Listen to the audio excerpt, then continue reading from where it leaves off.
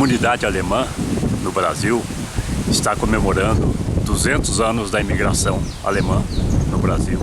E estamos fazendo esse pequeno vídeo uma forma de homenagear os alemães, os pioneiros, né, que vieram ao Brasil, principalmente na região de Rolândia, porque Rolândia também teve um grande contingente de imigrantes alemães e, a princípio, a gente pensou em entrevistar alguns desses imigrantes, mas a maioria desses pioneiros já morreram, então não fazia mais sentido a gente tentar isso.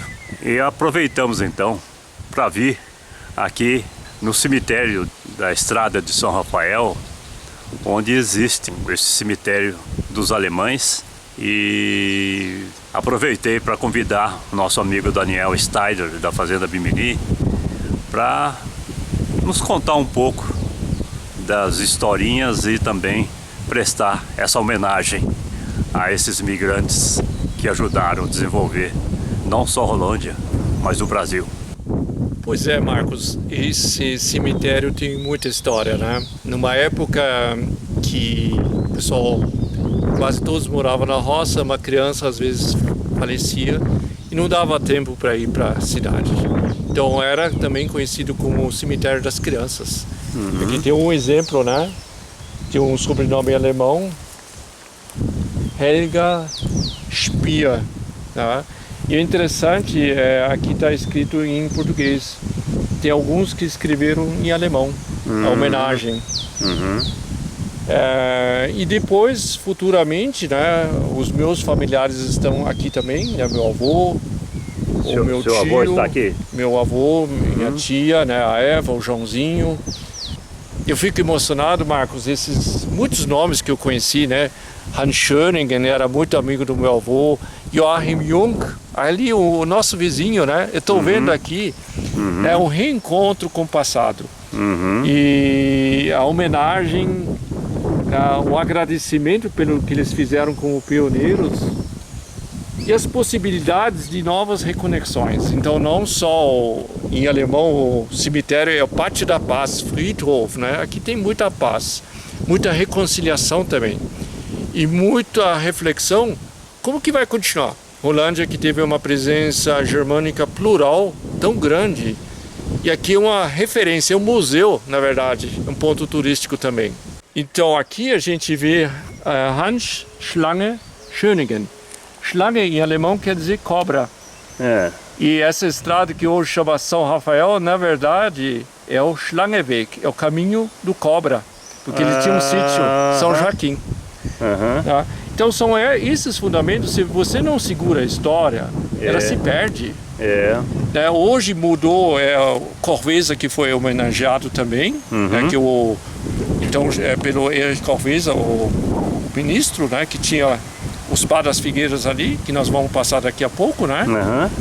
Tudo isso são referências históricas e você tem que honrar isso. Exato. E fazer disso, quem sabe, um turismo muito interessante, um turismo cultural.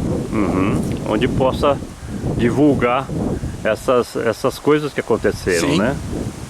Eu realmente não sabia que a Estrada de São Rafael tinha esse sobrenome aí, né? De Schlange. Schlange. Vieram a Rolândia imigrantes por diversas razões. Tinha os refugiados políticos, como aqui o Erich Corveza. Ele era ministro do interior. Entre as duas guerras mundiais, ele escreveu um livro muito interessante, Und dennoch aufwärts, e mesmo assim para cima. Ele é uma pessoa muito positiva, dono da fazenda Vezeroda. E tem a fazenda Janeta, que também era dos Corvezas. Ele era amigo dos meus avós e nós temos um livro autografado. E até um Buda de porcelana, que era do Erich Corveza, como lembrança dessa pessoa pouco conhecida em Rolândia. Tá? Então, assim, haver curiosidade hoje, quem foi? E com isso haver reconexões com a Alemanha, porque é uma referência na Alemanha. Foi a primeira pessoa pública na Europa a condenar a pena da morte. Então, uma pessoa muito diferente morou em Rolândia. Aqui, outra família muito conhecida, a família Schauf, eram os donos da fazenda Santa Cruz. E tive a alegria de conhecer pessoalmente a dona Karin Schauf, que eles tinham ligação com o Vaticano. O jardim deles era uma coisa incrível, tinha estátuas ali, peças do Vaticano. E ela foi autora de vários livros, né? Aqui o Jardim Brasileiro, um saco cheio de abacaxi, né? Aqui, Me Escreva Tudo, Querida Mãe, né? Então, assim, é legal esse legado literário que nós temos em Rolândia, que é muito rico. Nem todos sabem falar alemão, né? Mas hoje tem programas de tradução, tem como digitalizar essas obras, porque é uma base cultural muito rica de como os alemães chegaram e como eles abraçaram o Brasil, né? Aqui a ilustração de uma jabuticaba, para eles era tudo maravilhoso, as flores, os cheiros, a exuberância, o tamanho das árvores, tudo isso impressionava eles. Então eles fizeram essa descrição. E eu acho que para nós agora, que somos descendentes dos alemães, essa referência é muito valiosa. A gente olhar com mais carinho para essa natureza que já não existe mais. E quem sabe se animar com essas memórias, né? Aqui a dona Karin.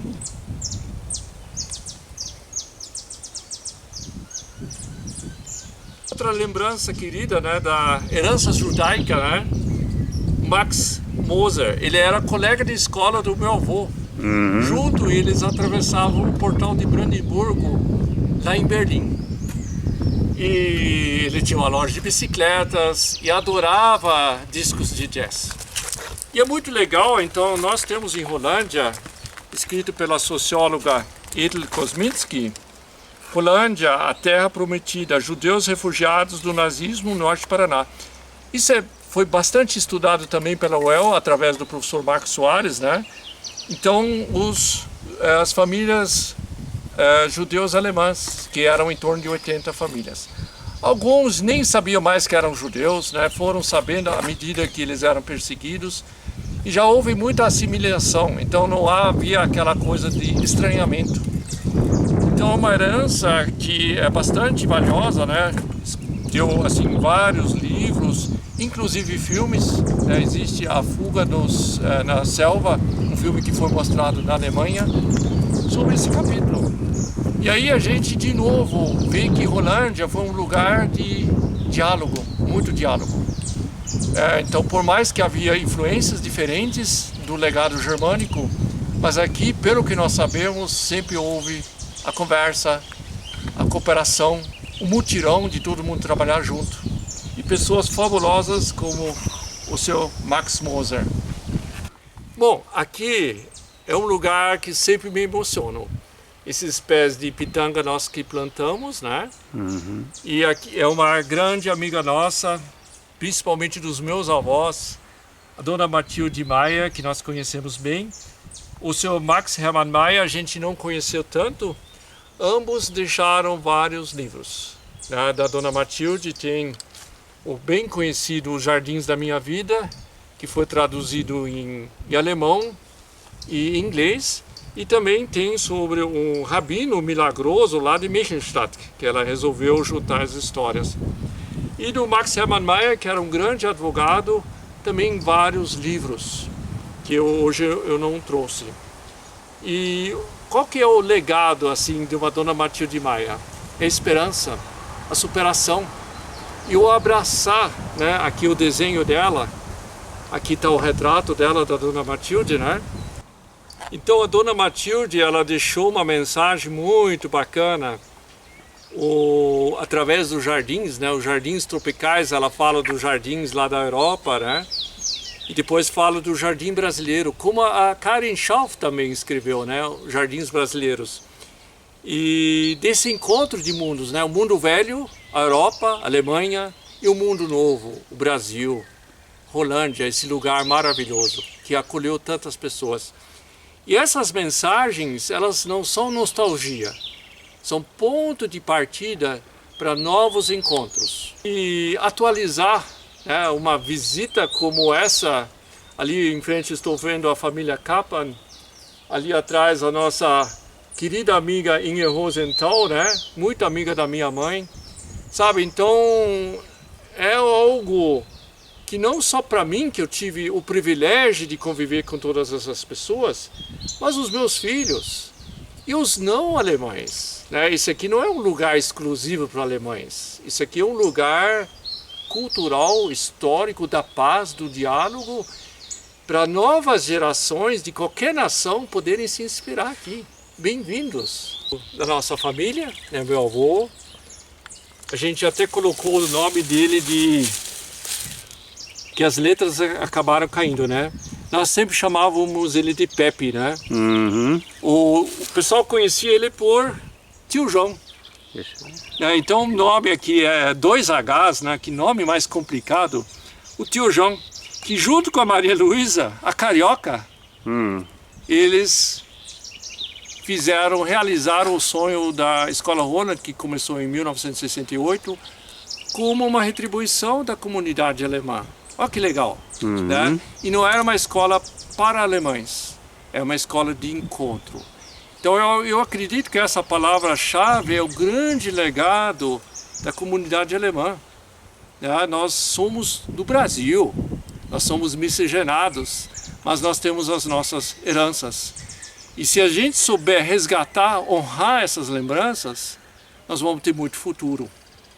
Como a Escola Roland já havia o ensino bilíngue, quem sabe o ensino bilíngue volte, intercâmbios, e não só para uma escola particular, mas para qualquer escola, qualquer aluno hoje poder ser cidadão do mundo, transitar nesse mundo, aprender coisas lá fora, valorizar mais o Brasil. O Brasil precisa ser valorizado. E esses pioneiros que vieram para cá, eles falaram, aqui é a nossa casa. Eles souberam valorizar. E hoje falta essa mensagem. É a nossa terra, nossa bondosa terra. Aí já vamos falar agora do Barthes. É uma das pessoas mais visionárias aqui de Rolândia, que olhou para a terra. Vamos lá? Aqui a gente vê uma pedra enorme, né? E era esse senhor Arnold Hubert Barthes, o pai do nosso querido Herbert Barthes, que é o pai do plantio direto. Aqui a biografia dele, o Brasil possível. Então esse homem nos anos 70, como agricultor, foi no campo vendo a erosão, a nossa terra indo embora. Daí ele desenvolveu o plantio na palha com equipamentos, uma série de técnicas que hoje chama Sistema Plantio Direto. Revolucionou a agricultura do Brasil e do mundo. E o camarada é de Rolândia, olha que grande honra. Em homenagem a ele existe um busto no Museu Municipal, mas está precisando haver o resgate da filosofia. Curioso, o filho Johann, ele sempre conta que o pai dele errava bastante e através do erro aprendeu muita coisa. Então mais um legado muito precioso, inclusive em forma de livro infanto-juvenil. Então existe esse livro, o Mistério do Ribeirão Vermelho, e tem o que eu não trouxe aqui, o Mistério do Ribeirão Cristalino. Então a mensagem do Barthes tem tudo a ver com produção de comida, agronegócio, conservação.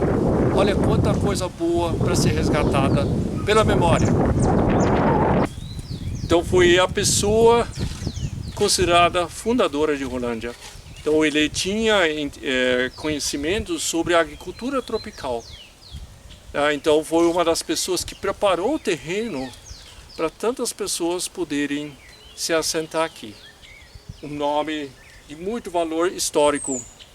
E aí a família Nixdorf está intimamente ligada também com a Escola Roland. Eu estudei com a neta do Oswald, a Suzane Nixdorf, uma grande amiga. Interessante aqui nesse cemitério de São Rafael é a reconexão.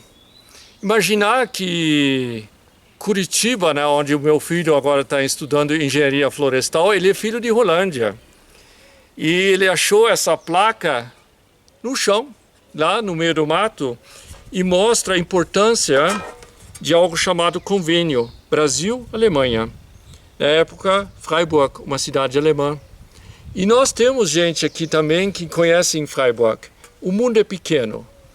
Então, pensamos, pessoas também de Rolândia, como a Ana Erika Dietrich, hoje ela está nos trazendo essa proposta de uma terapia chamada banho de floresta. Então a história continua. A história ela não termina no cemitério. Aqui é uma base de recomeços.